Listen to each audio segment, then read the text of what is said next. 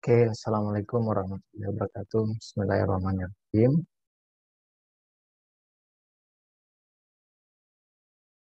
Hari ini kita akan belajar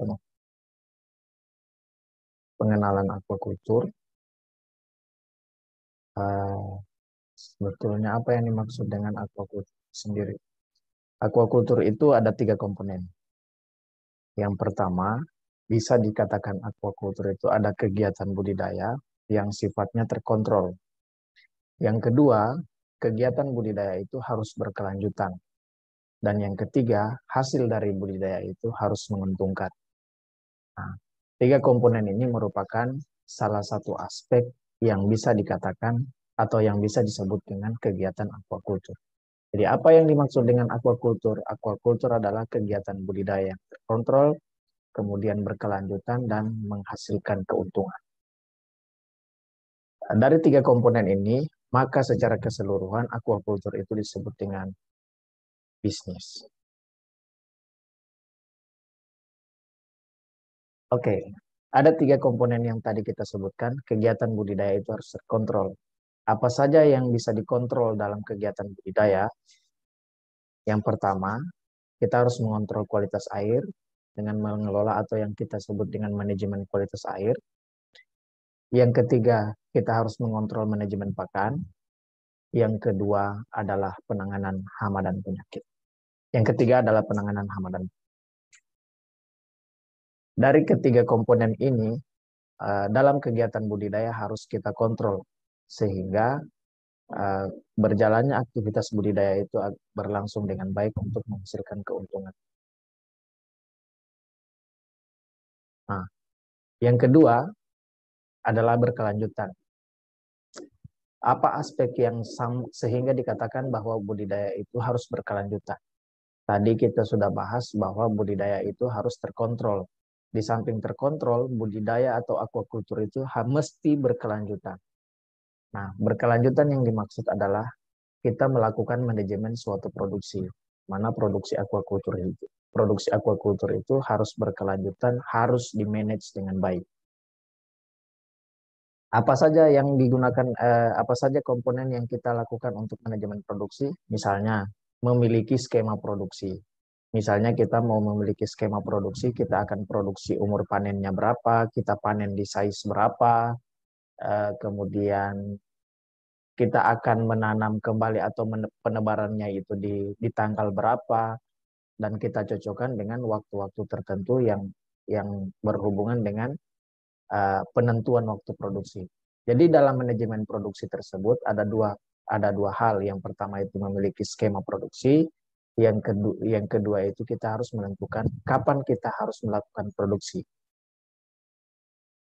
Selanjutnya, setelah kita melakukan tadi sudah ada budidayanya terkontrol, kemudian kita melakukan budidaya yang berkelanjutan.